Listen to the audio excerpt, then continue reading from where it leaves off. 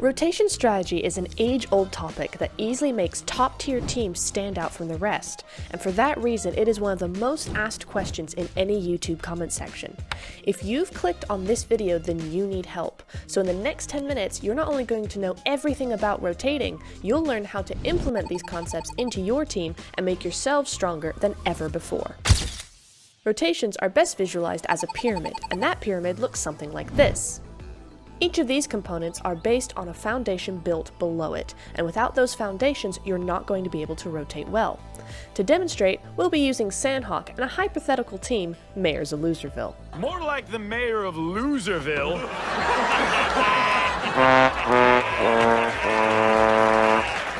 This team need a complete redo of their rotational strategy, so let's help them and you at the same time.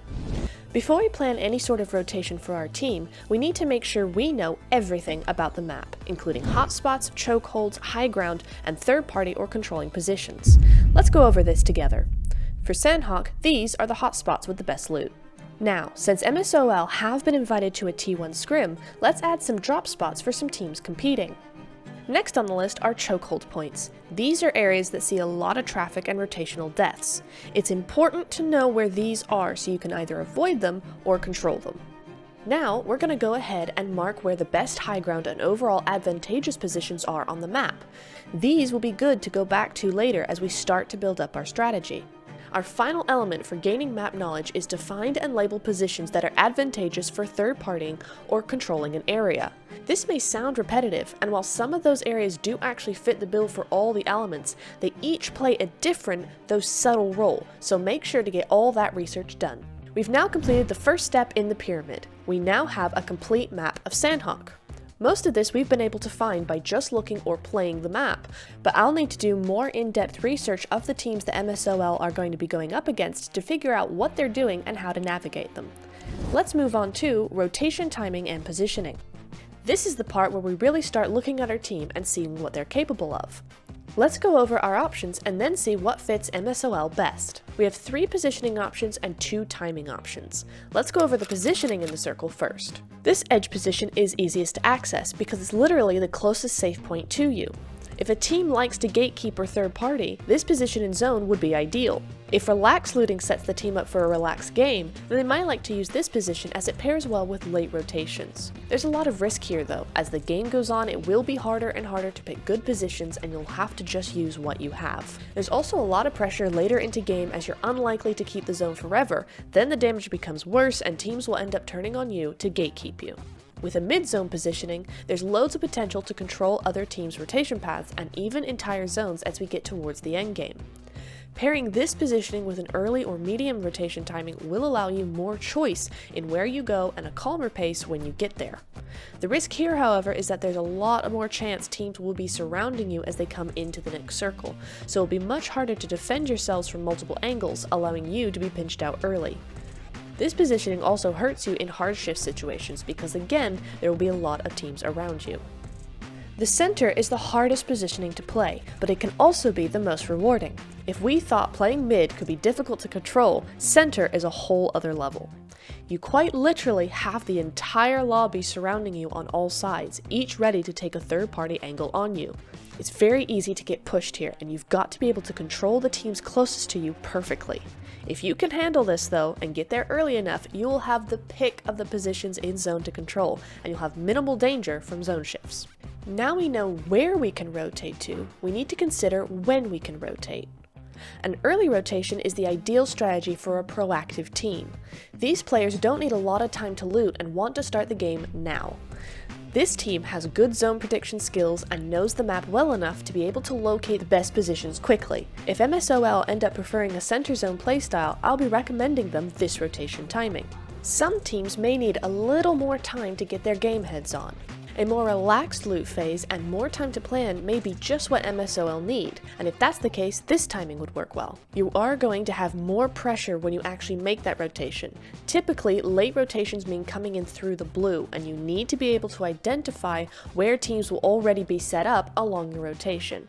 If you can avoid teams, it can be useful to make a late rotation through to the end of phase 2 and get prime positioning in the new circle before anyone gets there. That way you're fresh and ready for the battle, battle, even if you have used a med or two. Some teams prioritize the length of their rotations rather than their positioning. This may be a team grabbing the closest in-zone high ground or nearest building from their current position. Another team may decide to rotate around to the other side of zone for a key position. Long rotations open up the entire zone to your team, allowing you to plan well into the late phase of the game if your zone prediction skills are good. Short rotations focus more on the immediate gratification and lots of action now. In my opinion, it's more sustainable long-term to be flexible with your rotations and prioritizing position rather than length, so I will be advocating this for MSOL. If we look back at our pyramid, we've nearly completed every step of making a great rotation strategy. We have just one more climb to reach the tippy top, but this next step is very important.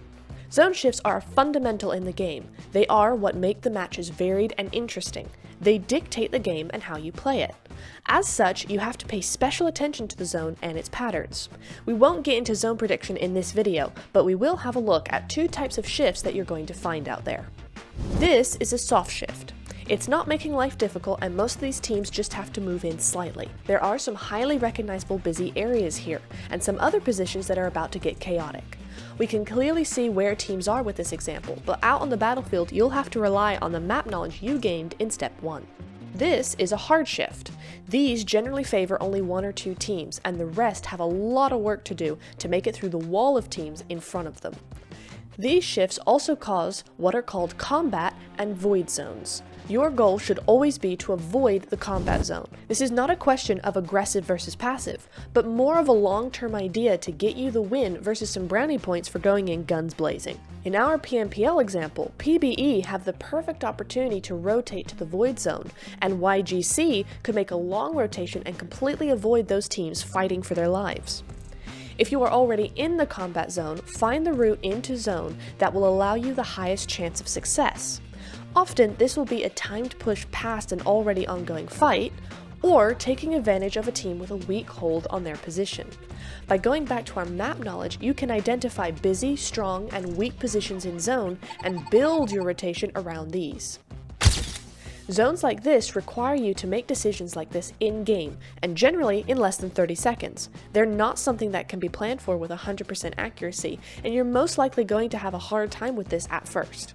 However, by reviewing your map knowledge frequently and building rotation options with your team, you can narrow down the decision process and start playing like a top-tier pro. We've worked very hard to climb this pyramid, and now we're finally at the top. Our last step to completing the pyramid is putting it all together and creating a solid rotation strategy for our team. This is the fun bit, because we'll actually get to see our ideas put to work and create success. Using the steps from this video, I've created a rotation strategy in Sandhawk for our team Mayors of Loserville. Looting in Camp Charlie will give our team an ideal position to rotate wherever the zone goes, while still being quiet enough for a relaxed loot phase. Without any interference, they can loot quickly and make an early rotation. Let's look at what the plan is for an Eastern Zone shift. An early rotation to Cave will earn them extra loot and a great piece of high ground to take some early fights with teams who have split to loot or are also making early rotations through the quiet part of the map.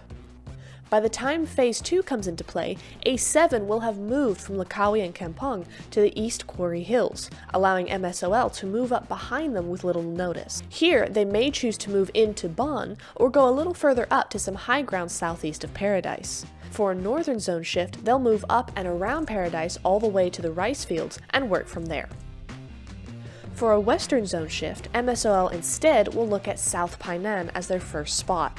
This will give them a good mid-zone positioning and allow them some third-party opportunities to any fights going on in Painan. If the zone shifts north and continues to do so, they'll first move up to the North Painan Hills to catch any roads coming across the bridge unawares, before making a long rotation past ruins, pit-stopping on either side of the river, and then crossing to this compound. This strategy takes into account MSOL's preference, strengths, and confidence. They work best when they are able to rotate quietly without hassle.